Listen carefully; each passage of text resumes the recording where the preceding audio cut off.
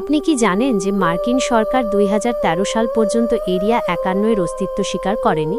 এটি ছিল পৃথিবীর অন্যতম গোপন স্থান এবং এখানে অনুপ্রবেশকারী যে কাউকেই দেখামাত্র গুলি করা হতো। নেভাদাতে অবস্থিত এই সামরিক ঘাঁটিটি এলিয়েন সভ্যতাকে লুকিয়ে রাখার জন্য গুজব রয়েছে।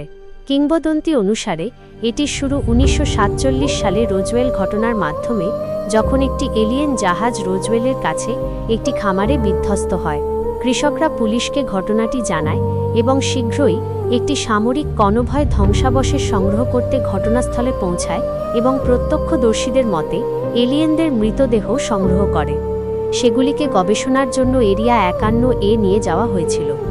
অল্প সময়ের মধ্যেই সরকার আনুষ্ঠানিকভাবে বিবৃতি দেয় যে এটি ছিল একটি আবহাওয়া বেলুন।